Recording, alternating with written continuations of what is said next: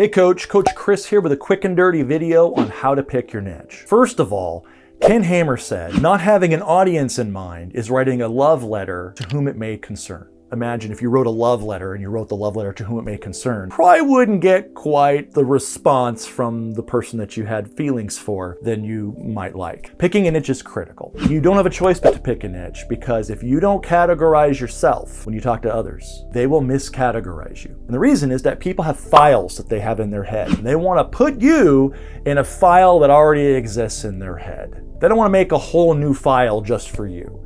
And maybe you are special, and maybe what you do nobody else does. Fine.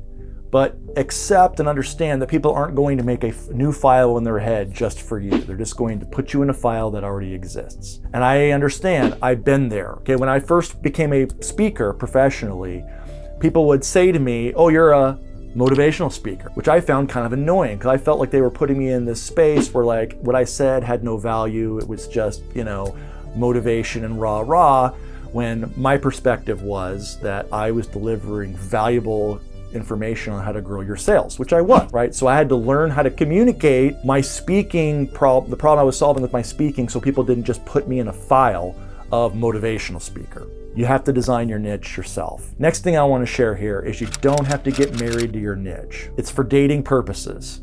And when you're dating somebody, you date them as long as you see a future possibly together. But if you get to a point where maybe you don't see a future, well, then you would no longer date them and you would date somebody else. A niching is just like that. Don't allow yourself to get caught up thinking I have to pick the perfect niche. There's no way you can pick the perfect niche. It's totally okay to change it. In fact, I changed my niche 1 year into my coaching business. And there's a lot of reasons why I did, but one of the primary reasons was at the time, I didn't know how to be very effective at making sure that I set appointments for coaching sessions and communicated in such a way that that audience would show up for coaching sessions instead of doing something else that they felt was more important. Okay, I know how to do that now, but at the time I didn't really know how to do that. I changed niches to a group that would show up for coaching sessions. That was my perspective at the time, okay? So you can change your niche later. It's totally fine. You're simply dating this. You gotta get started. You gotta get started helping people. Okay, the next thing, I'm picking your niche. A lot of people, a lot of coaches, they don't know what their niche is. They think it's stuff that it's not. Okay, so your niche is not the product you offer. Your niche is not the problem you solve. Your niche is not the people that you help. It's none of those things, okay? It may be those things might be a component of your niche, but it's not your actual niche, okay? So what is your niche? Your niche is like a parking lot, okay? You don't need to know all of these things to get your niche done, but you need to know a couple of them, or at least one, in order to get started, and then you can define your niche as you have experience working with people. Just like in a parking lot, maybe several streets intersect a parking lot, so you can get into the parking lot multiple different ways, right? There's not only one entry for most parking lots. You get to the parking lot and then you can find a space from a variety of entrance points. You can define your niche from a variety of entrance points. First, this is where most people start. First thing that they will start with is you need to know who's the identifiable group that you want to work with. And it has to be identifiable. This has got to be a profile, okay? It's very critical. And it has to be something that someone can easily understand. It can't be something vague like conscious entrepreneurs or people who want to, blah, blah, blah. That's too vague. It has to be an identifiable group, okay? So the reason why something like conscious entrepreneurs doesn't work isn't because we don't want to help conscious entrepreneurs. It's that nobody knows what that means. It's ambiguous. It's unclear what that means. It could have a variety of meanings to different people, okay? So you want an identifiable group. So if that's 55-year-old men, if that's 35-year-old women, if that's realtors, if that's teachers or whatever, teachers could be an identifiable group.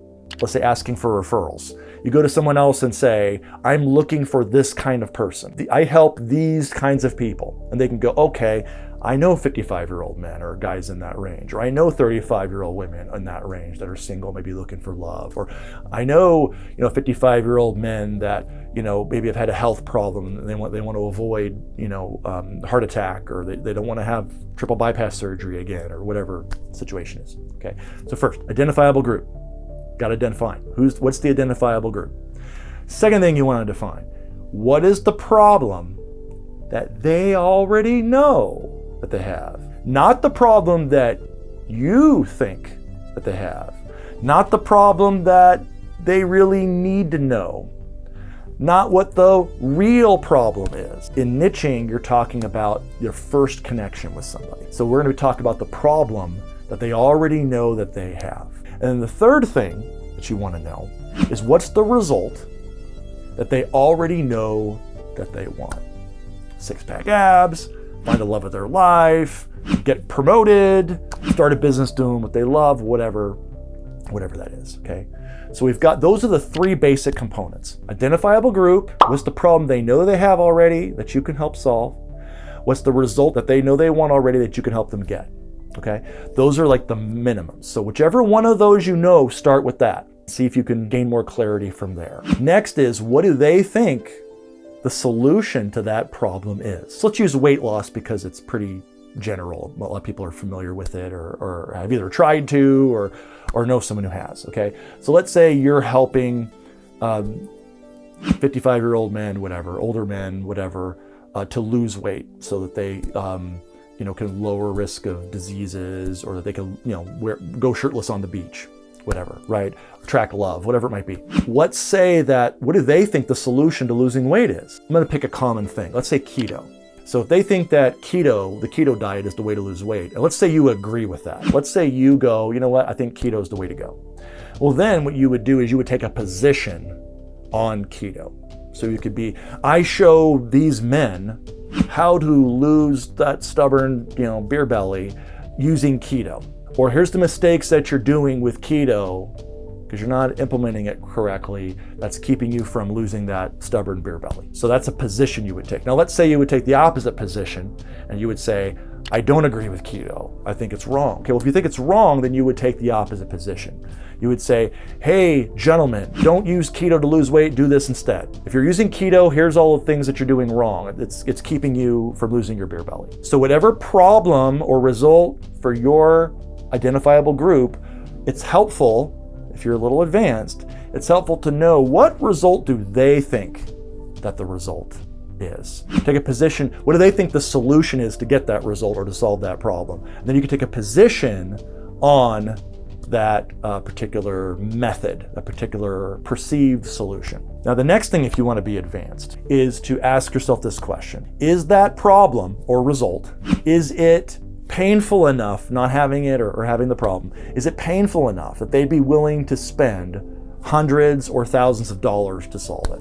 Why is that important? It's important to know that because you're a coach. Coaching is going to require a lot of one-on-one attention, so it has to be a higher price than offering a video course or watching YouTube videos. So we want a problem in your niche to be painful enough that people will be willing to spend the money necessary to justify your time and attention and your expertise, your skill, so you can make a living at it, and so that you can be working with clients that are serious, that really have to change. And if you're using something, or if you're trying to solve a problem that people just simply don't see a lot of value in solving, it's not a very painful problem, it doesn't have a big payoff, then a lot of them aren't going to hire you for coaching. You're going to have to overcome the concern that a lot of them would have, which is, why don't I just do this myself? I'll just watch YouTube videos. I'll just buy a book. I'll just go to a seminar. I'll just get an app on my phone, like learning a language might be or something. Like, why would I hire a coach to help me learn a language when I can just do it on an app?